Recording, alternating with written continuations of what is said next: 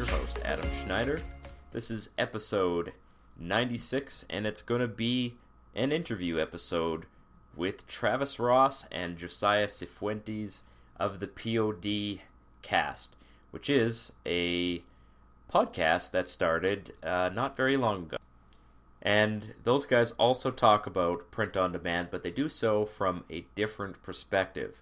They actually have quite a unique business model from what I'm doing here. So I really appreciate getting a different point of view. Of course, I have had Travis Ross on the podcast before, and that was before he actually had the idea to start his own podcast. So, of course, I'm going to be putting a link in the show notes to their podcast, and I do recommend that you have a listen to it. As usual, you might not find every single episode will contain information that is always relevant to you, but it's the same with this podcast. Not everybody will find every episode relevant. So if you're not ready to sell on Walmart, maybe just listen to that one and just keep the information for later. But they do have an excellent podcast, and they're interesting. They're interesting to talk to, and I think that's almost more important than having valuable information, is that people that you listen to kind of keep your attention. So these two guys they're interesting to talk to, and we had a great conversation. I interviewed them for this show, and they interviewed me for their show as well. Hey everybody, this is Adam. I'm here with Josiah Sifuentes and Travis Ross, who are the hosts of the P.O.D.Cast, which is a competitor podcast. No, I'm kidding. You know what? I'm glad that you guys launched this podcast, because I don't think there was almost nothing in this space before I came in. There was another podcast called the P.O.D.Cast, but they hadn't put out any episodes since 2018. So I thought, okay, let's break some new ground here. Let's talk about print on demand. With my focus is just selling on Amazon and Etsy, and I use, of course, other places to fulfill my products. But I know that you guys are doing something quite a bit different than that, and you are breaking kind of new ground in new places. And I think your perspective is just as valuable as mine is. This is a huge space to be selling in, and I'm actually really excited to hear more about what you guys are talking. And the fact that you started a podcast was that was kind of cool. And I listened to one of your episodes. I was really impressed by it. And of course, we're going to put a link in the show notes to your guys' show. You guys are on episode 25 now, if I'm not mistaken, right? Yep, that's correct. Oh, right on. Yep. Well, that's fantastic. You know, they say if your podcast is old enough to rent a car, then you're set, man. Oh, good. So, good. I know you that's guys good to know. use that analogy. So why don't you guys just introduce yourself and kind of how you got started with print on demand and how you met and kind of what led to the podcast. Sure. Travis, you want to go first, or? Sure. Yeah. So I've been on your show before, Adam, and I don't remember what episode, but it was a ways back. And I was actually moving out of my own fulfillment center at the time and moving into a drop shipping model. And that lasted all of about 9 months. I had an opportunity to purchase some more equipment. And this time, instead of, just kind of focusing on mugs and T-shirts with DTG and sublimation, I added another 4 different printing methods. So now we do DTG, sublimation, vinyl, embroidery, UV, and laser. And I've got a bigger staff, and we're able to do all kinds of really freaking cool products. And so if people want to know who I am, they can go back and kind of listen to that older episode. But I've known Josiah for 6 years now, 6 something years. like that, I think. Yeah. We met at church, where we both are musicians and played on the worship team, and been really good friends. I was at his wedding, and we've just kind of just been really close friends for this whole time. And we've talked a lot about creating a podcast because, like you said, there wasn't a lot in the space. Most of the podcasts, in fact, the one you referenced, the print on demand podcast or whatever they called it in the past, that was all about merch by Amazon, and there really wasn't anything about like what we were doing. And we were doing more of the Amazon, Walmart, Etsy, stuff, with Amazon Seller Central, not Amazon merch. And there really wasn't anything on that. There was a couple other podcasts for POD where it was like a salesman talking about how awesome their machine was. Yeah. But there wasn't anybody just kind of telling you the nuts and bolts. And we were kind of bummed because when we were starting out, there wasn't anything out there. So we always talked about how we wanted to create a show that we would have liked to listen to when we started. And that's kind of what we did with the Print on Demand cast. Right. No, it's funny you mentioned the merch. There's quite a few podcasts that just focus on merch. When I really don't find merch to be one of the most profitable things in print on demand. It takes a long really time. Restrictive, yeah. Yeah, it takes a long time to get to a place where you can really make some serious money with it. True.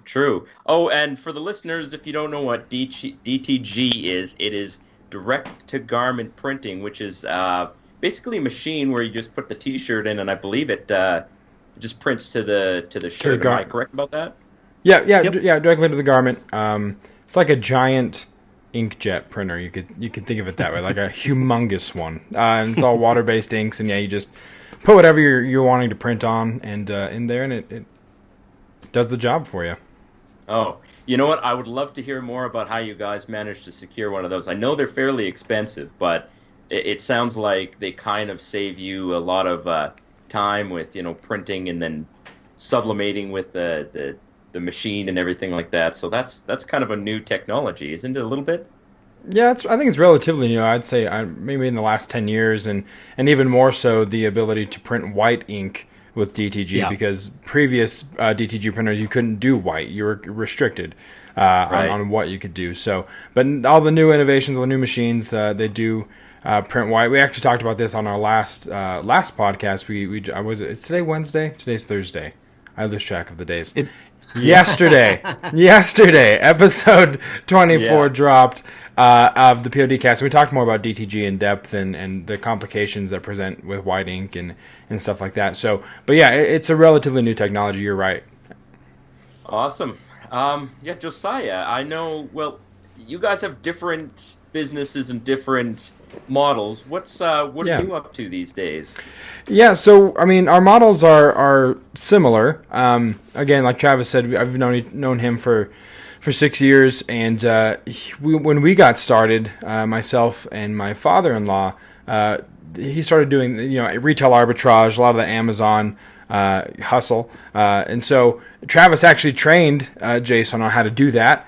And then I came on board with my father-in-law, and we were doing that. So Travis and I, our businesses have been running very congruent for a very long time, which has provided us the opportunity to collaborate and work together a lot. We call each other our road wives, because we traveled a lot for a year and a half or so. Yes. To the SGIAs and all the ASDs and all that kind of stuff. So lots of miles logged as well. And like he said, we were constantly on those trips talking about what if there was something that would be more informational as we kind of branched into this POD industry. So what we do right now, that's probably a little bit different than Travis's, and Travis, you can feel free to correct me as I go here, but right now we started our company, my father-in-law and I, because we wanted something a little more sustainable, because as we all know, I'm sure people listening know, Amazon is a volatile basket to place all of your eggs.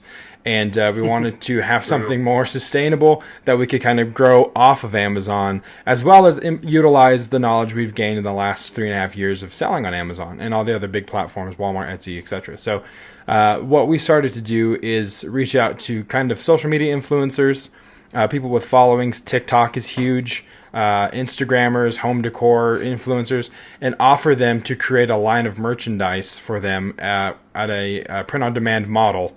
As we'd drop ship for them, we'd send it to their customers, but it would give them an opportunity to monetize their following, and it takes the pressure off of us to advertise their merch because they already are doing that, and we just have to advertise ourselves as a company. So we're kind of leveraging social media marketing, or influencer marketing, I should say, right now as a big part of our business model. So.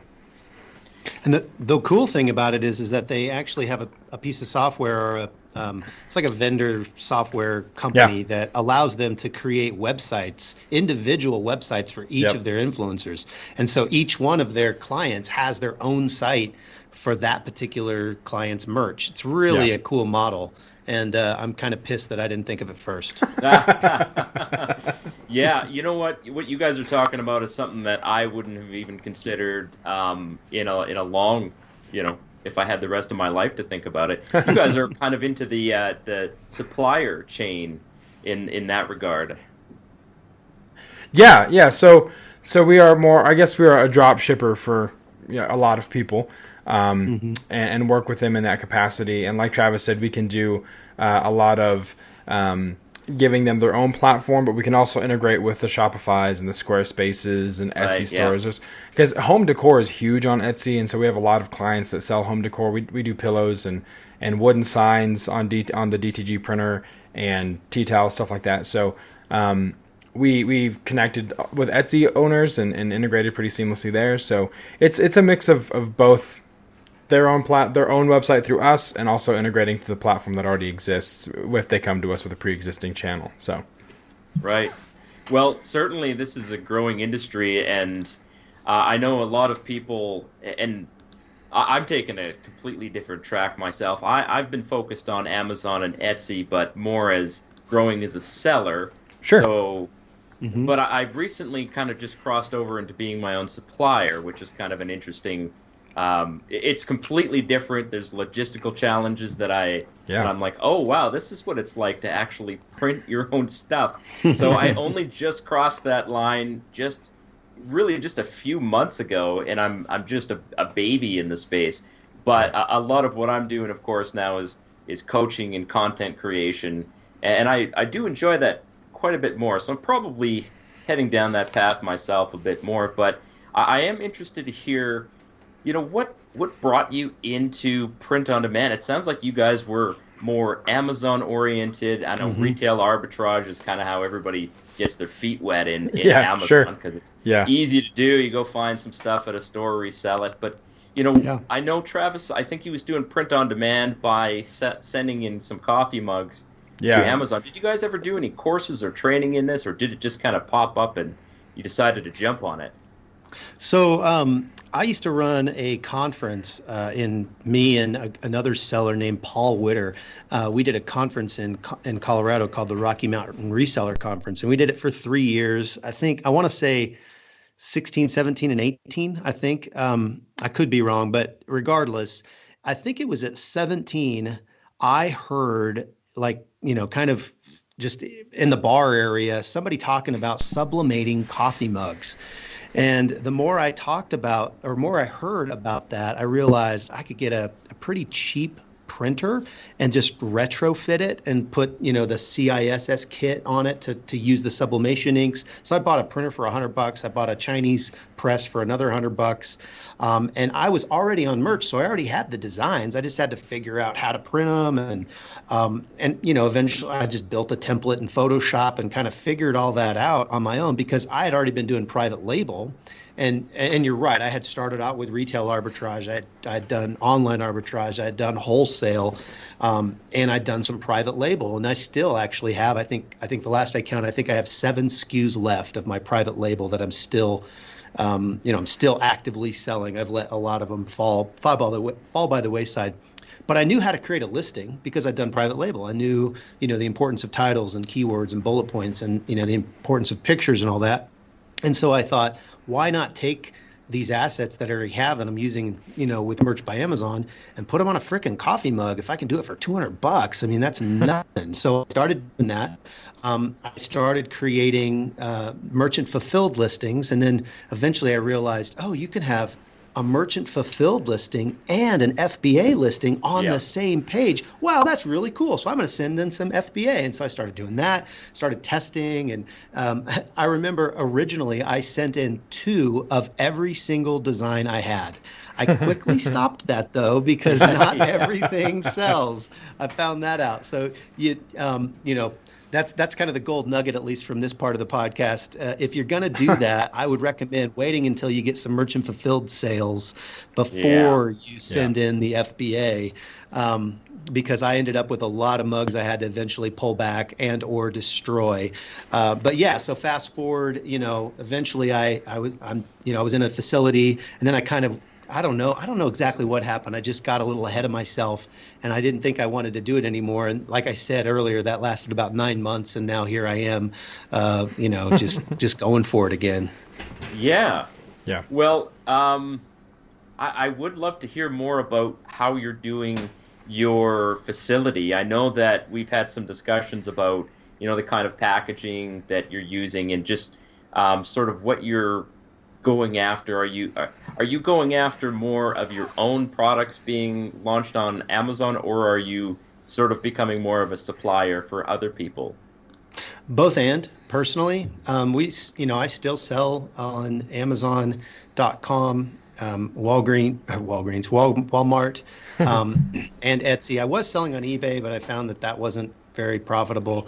And then I was actually using a drop shipper to sell on Amazon Europe until fourth quarter, and DHL destroyed us with trying to ship across the street. I mean, I lost a lot of money in the fourth quarter of in Europe with coffee mugs. But all of those things are still happening. Like, I still have my virtual assistants creating flat files, or their inventory uploader sheets for all those platforms, and continually uploading them. We still have designers on staff and the whole 9 yards.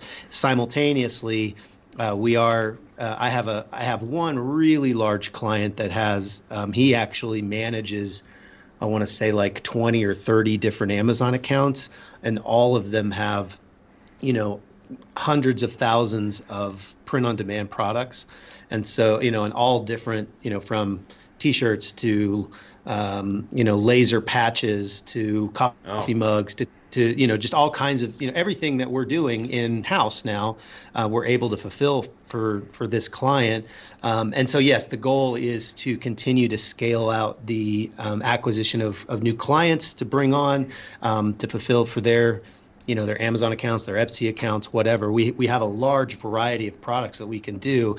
The problem is, the challenge, I guess, is to get that really organized and systematized to where we can onboard those clients really easily.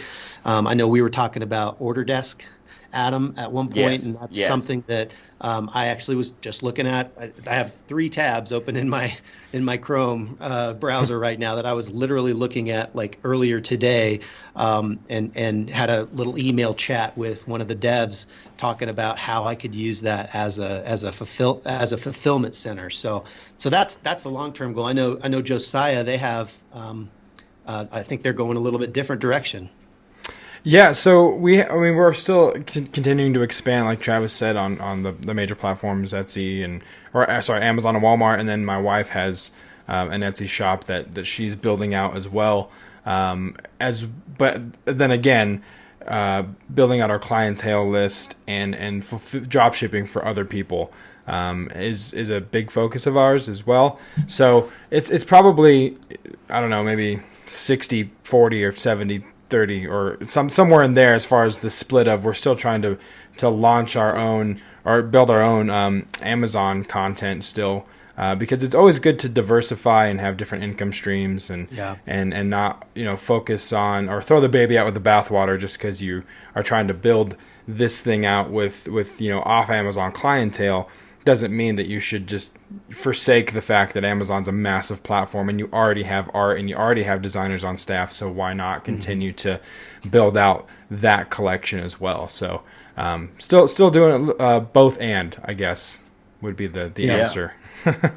That's exciting. It sounds like you guys are where I hope to be in a couple of years, which, you know, makes me a little jealous. But I mean, I'll cut myself a little bit of slack. I only just retired from my full-time job in October. Oh, congratulations. Well, thank you. And I'm at this point where I see this giant ocean of opportunity, and I'm like, okay, which direction do I sail this ship now? So right. Totally. Yeah. I love gathering information and seeing what everybody else is doing, and I can kind of navigate and say, okay, I like what they're doing here. Or maybe I'd do some of that, some of this.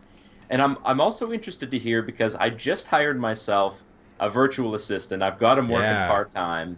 Yeah. He's a young fellow. He's Filipino. He has a British accent, which is bizarre. It really blows me away. I thought he was Australian. I was like, did I connect to the wrong person here? That's funny. He was raised in Essex, but he's an electrical engineer student, so I'm sure he's much smarter than me. I'll guarantee you he's much smarter than me. But he's doing some work for me, and I realize that building a team is going to be the way to make a sustainable business moving forward. So let me ask, who do you have on your team, and what do they do for you on a daily or weekly basis? Sure. So we have a couple graphic designers on our team who are VAs. If you're listening and you have no idea what a VA is, again, Adam referenced it, a virtual assistant. They are invaluable. You'll find so many people who are so incredibly skilled at what they do, and it's a win-win situation for everybody involved. It's a good living for them. They get to work from home. They get to be with their family, and we are paying them at wages that are incredibly affordable for us. But it's a win-win because of course, the conversion and all that kind of stuff. So we have a couple of graphic designers who are working with us to help create content for Amazon, or if a client that is onboarding with us needs help in the creation process, the design creation process, we have them help them and collaborate and create their designs for their stores.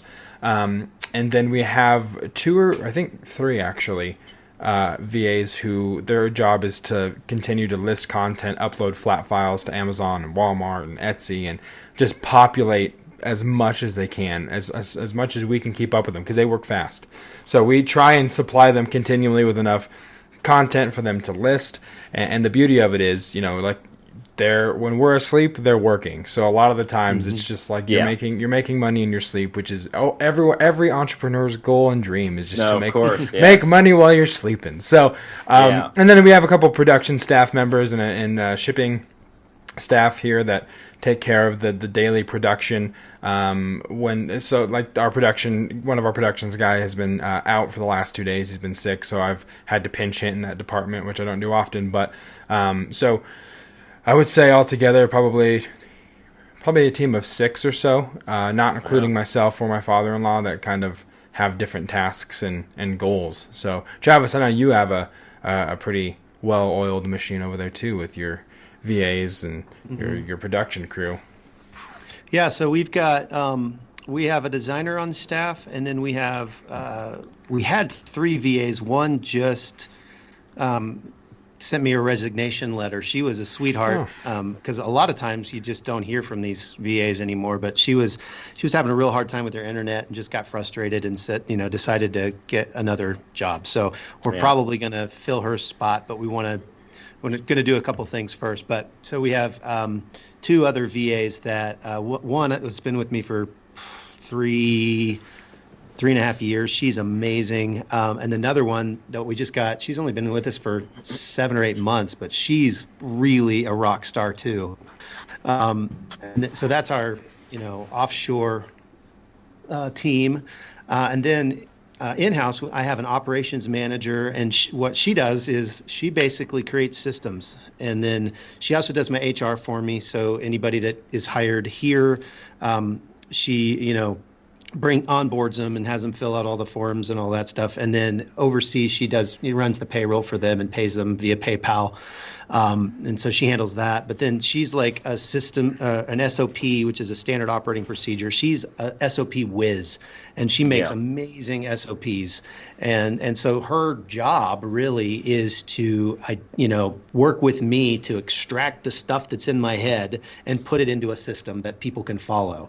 Then I have a production manager who is actually my son, and he knows all of the different, production equipment. He knows how to run all the different machines. And then we have 3 production staff, one that does sublimation and UV, one that does embroidery and laser, and one that does DTG and vinyl.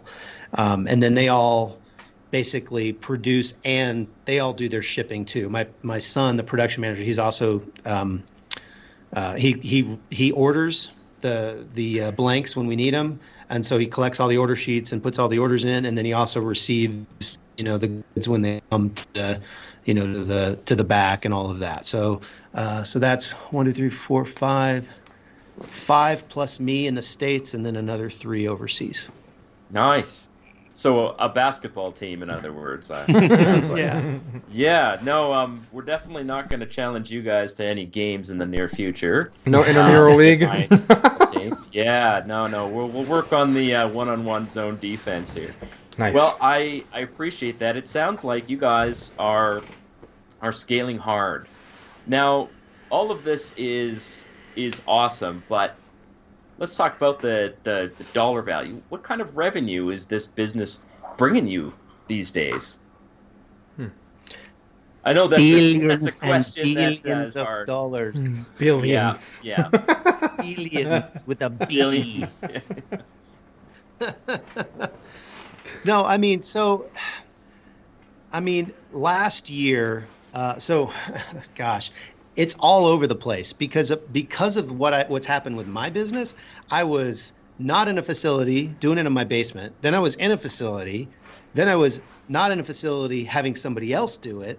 And now I'm back in a facility. And all of those changes happened, at different points of the year. So I don't have like a 12-month snapshot that's realistic that says, oh, if I do this for this long, this is what I'll pull in. Obviously, Q4s are always, really amazing, and this one was no different. It was great. There was definitely some challenges. We talk about on our podcast some apparel. We call them apparel rants, and basically we're just talking about how hard it was to get certain pieces of apparel during this pandemic. Yeah. It was just hard, man. Blanks, right. Yeah, so that was a challenge, and that created some more challenges with customers and things like that. I think that's kind of across the board for anybody that was in e-commerce in this Q4. We all had angry customers. We ruined everybody's Christmas apparently. Yes, always. Every year I ruined somebody's Christmas, in their mind anyway. But yeah, so I don't really want to throw out a revenue number, but we're keeping the lights on, and we're paying the bills.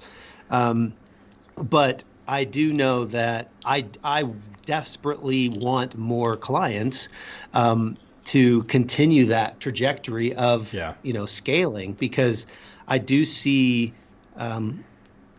more opportunity, like you do, like you said at the beginning of the podcast. There's a ton of opportunity for this. I'm also really excited about the podcast and the possibilities there, and who knows what that's going to bring us. I kind of see that as a separate business. Really, it really is. Yep. But yeah, I'll just leave it at that and let Josiah kind of him and haw like I did. Yeah, sure, no worries. Yeah, no, I agree. The thing is too is like I think one of the things for us personally that was challenging was making the delineation between the Amazon business model and then the print-on-demand business model, because they are different. Right. Essentially what we did is switch business models. And so that grind, that hustle for the first 3 years to become profitable restarted, because even though we've done business for 6 years, 3 of those years were Amazon, and we had to restart. And so it was really because the setting didn't change. We still worked from home. Everything looked the same. All the people were the same faces, new equipment, that kind of thing. So it was really hard not to get disheartened because you're like, man, we've been grinding for how long? Well, you switch business models. Much like Travis, this year, we are ramping up to that point of more than break even of profitability of we've been able to keep the lights on, but this next year is what we're kind of looking at as the on-ramp to that profitability above and beyond keeping the lights on and paying the bills, and all of that comes down, to more clients, more content, and everything we've talked about up until this point it contributes to that profitability. So, but it is kind of challenging to, especially when you see people. We've got Printful. We talk a lot about Printful because they're kind of one of the big dogs in the game on the podcast, and just what they did in Black Friday last year alone is like astronomical, like 204 orders a minute type of metrics, right? Which is crazy. Wow. So then it's like, well, crap. When am I going to get there? Why am I not there yet? How come? Yeah. When will? And you know what I mean. So, but the important thing is you just show up every day and do what you can do to further your business and continue that on ramp to profitability. So, that's my him and hawing for 5 minutes. Travis, you want to? The one thing I wanted to say to that, that you kind of glossed over the one thing that we really have been talking about lately on the podcast, and just the idea of not comparing yourselves to others. We had a guest on the podcast, and she said this awesome thing. She said, "Don't compare your chapter 1 to someone else's chapter 13." Yeah. Yes. And I thought that was super amazing wisdom. Yeah. And because we all fall into it in this age of Instagram and Josiah, what is it? The carefully curated moments of perfection that everyone chooses to put on their social media feeds. That's all we see, and so we continually see that, and then we want to compare ourselves to it, and it steals joy. It does. So I'm not Printful, and that's okay. I'm Travis. Yeah, and it's good to have those people like the Printful or people that you look up to, because it's good to set goals, but I feel like there's a fine line that sometimes gets blurred between setting goals and then allowing comparison to steal your momentum to get to those goals. And it's a daily struggle. It's a daily thing where you have to kind of just get in the right mindset and put your hand to the plow and just keep going. Yeah. It's funny. You guys have nailed some of the most, I deal with a lot of beginners in this business, so I often have to shrink my brain back 4 years to when I got started and try to remember, hey, what's it like when I've never made a sale before, and I don't know if this is a scam or not. Like, do people really buy coffee mugs for $20 on Amazon? And really? Somebody's gonna buy this for $20?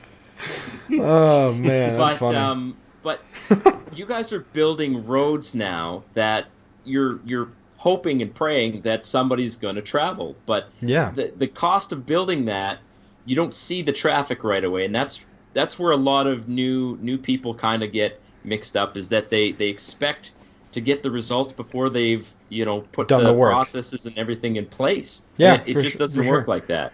For sure. So, I think to that point, what you were talking about, kind of like, is this the scam? You see a lot of the multi-level marketing stuff, and even like these T-shirt courses, like sell $1 million in T-shirts in a year, and there's a lot of that glitz and glam that seems to be out there surrounding print on demand. I talk to a lot of people that are like, "Hey, can you help me open an Etsy shop? Because you guys seem to be doing really well." And it's like, well, we are, but understand that we weren't for a year and a half, 2 years, because you have to build it. It's the iceberg effect, right? Everyone sees the tip of the iceberg, but that is the success that they're seeing in the public eye, but what they're not seeing is the other 95% of the iceberg that's under the water that had to be built before it broke the surface.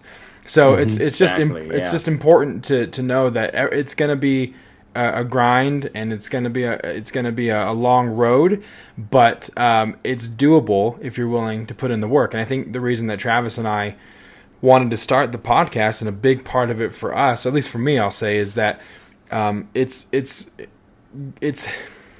I enjoy letting people know where we've been, success and failure wise, to say, hey, these are the potholes.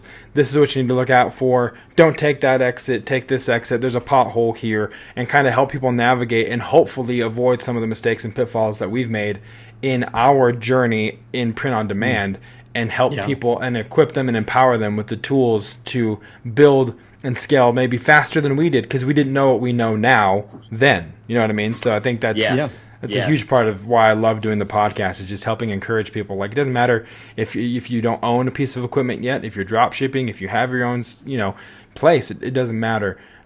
We want to help you and encourage you to keep the momentum going, because the worst thing you can do is nothing. Yeah. Yep. No, I couldn't have said it better myself. It can be frustrating for people to look and see someone who's doing so much better and say, "Oh, I'm jealous of their success." But you don't. It never gets easier. It just gets different. The difficulties you face as a beginner are far different than the difficulties you face as an experienced seller. But it doesn't get. The difficulties don't go away. Managing a team still has its own challenges. You're not doing the work directly, but you're still managing the people who are doing it. So. Yeah. You grow as a person, but there's always going to be that grind and that hustle, and you just have to. If you don't love work and you don't see work as being its own reward, it's kind of like somebody like that probably would just be better working at a job. Yeah. Because running your own business isn't necessarily. It's not easier than working a job. It is definitely more rewarding. You have more control. Sure. There are. Yeah. Serious challenges that you face that you just don't get that with a job. So switching gears a little bit, what is working the best for you right now? What is clicking in your business? Well, I'll say I don't know if it's clicking, but one thing that I'm excited about, I'm going to rephrase your question, Adam. Sure, yes. Because honestly, I'll just quickly say that there are 3 people that are on quarantine from coronavirus, and they're all my production staff right now. So nothing's clicking. I'm making mugs, Adam, all day. And I'm not used to that. Yeah. I haven't done that in a while. But my point is that there's not a lot clicking currently right now, because we're just kind of in all hands on deck mode with everybody else. But one thing that I'm looking forward to is before everybody kind of went out, or was doing the quarantine thing, we started our strategy sessions. And, being in e-commerce, you can't really do those at the end of the year. You got to wait till the end of the year's over, because that's your busiest time of year. So we started them, in mid-January, and I'm really excited about what we're doing a SWOT analysis: strengths, weaknesses, opportunities, and threats. And we're doing them, and we've got it's exactly what you would think. It's like we got the big sticky notes and the big pieces of paper on the wall, and everybody's writing stuff down, and we're really kind of identifying the specific strategies that we want to really tackle this year, because I am definitely like that dog from the movie Up, that squirrel, and then he's he's off to do thing. Yes. I have shiny object syndrome, and so I thank God I've got, my operations manager, Amy, that really protects me from my own self, in that she's forcing the issue of having strategic goals to where I'm not able to say squirrel, I'm not able to go to that big shiny object, because I got to get these things done. And then from there, maybe we can look at some of these other shiny objects, but we're going to have a whole nother strategy meeting for those things too. And so I'm really excited about those meetings resuming once everybody's kind of back and everybody's feeling better, and we got the whole team back together here. Yes. What about you, Josiah? Yeah, I'll say one thing that seems to be again, I don't know if clicking is the word, but one thing we're excited about, and I'll talk about kind of a niche that we're kind of discovering is working really well, is home decor, and we're kind of continuing to expand what it is we offer in that space. I don't know, 2.5-3 years ago, my wife came to myself and my father-in-law and said we should print pillows, and we both looked at her like, that's the dumbest idea. Why would we print a pillow, right? A pillow cover. That's like, something like doesn't make something a guy would say for sure. Yeah, it's 100% something a guy would say. But thank God we listened to her, and it was one of those things like, well, we'll do it because I'm trying to be a supportive husband and a good dad. Yes. You know what I mean? So we were like, we'll do. But no, that whole niche, the whole market is definitely growing.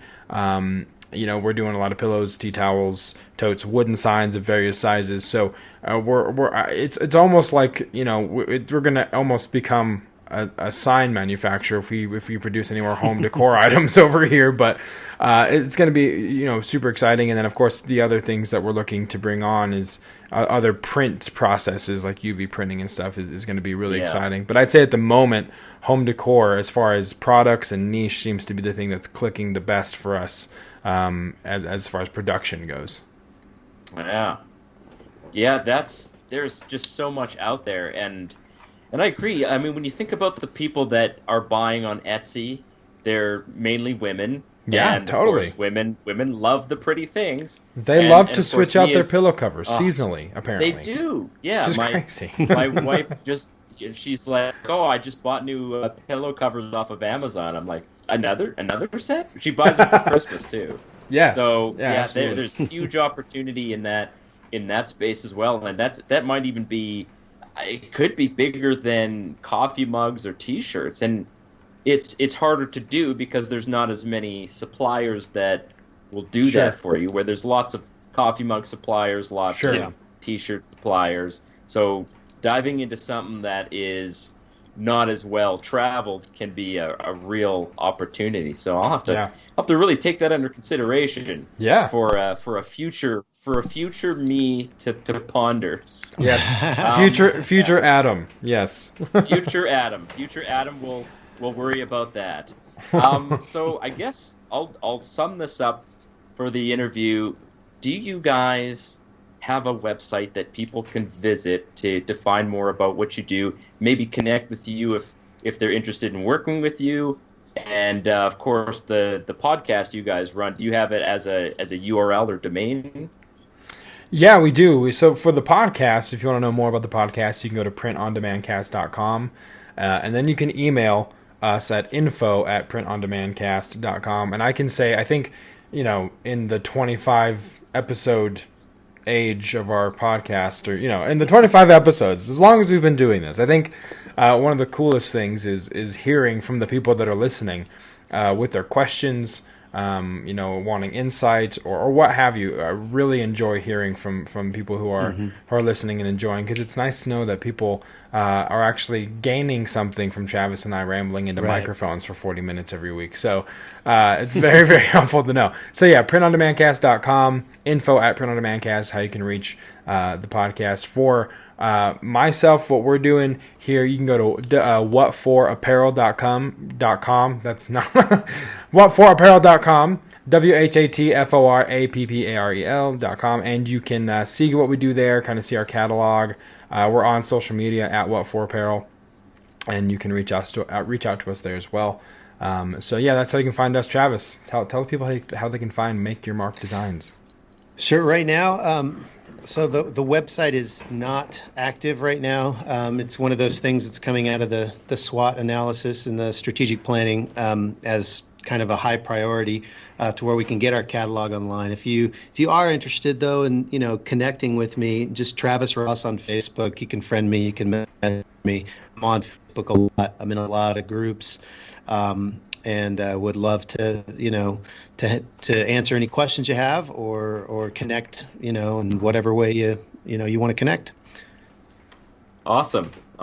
Yeah, I'll definitely put that in the show notes for you guys. So I really appreciate you guys coming in and bringing in the wisdom that you have. A lot of the listeners might be kind of overwhelmed by the vast amount of just how different this is from the model that I do and that I teach. But I think it's really important to stretch your mind, Once you learn that something's out there, even if you're not going to tackle it right away, even if it's something that you just are aware of, it brings you more value to what you do, because, I mean, who knows what this space is going to look like in 5 years? E-commerce is a fast-moving area, and there's just you can't just plan for a 30-year career and, put 10% of your money into a retirement fund and then hope that, you're going to retire as someone who sells mugs on Etsy in 30 years.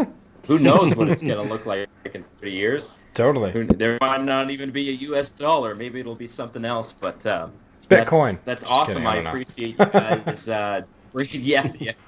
Yeah. Well, that's it, guys. Thanks for listening to this episode. It was a really good interview with these guys, and I just thought I'd leave you with a couple of takeaways from this particular episode. And the first is that I'm glad I'm staying as a one-man show for now. It is tempting to want to go out and build something really big and to start expanding really fast, but you do run into a situation where you might get a little bit over your skis, you might expand too quickly and run out of money.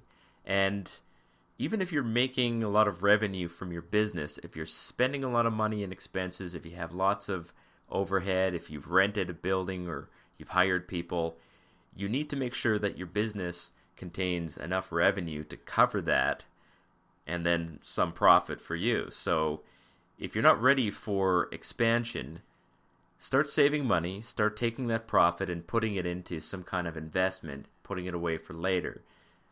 There's no reason to, make money if you're not making profit.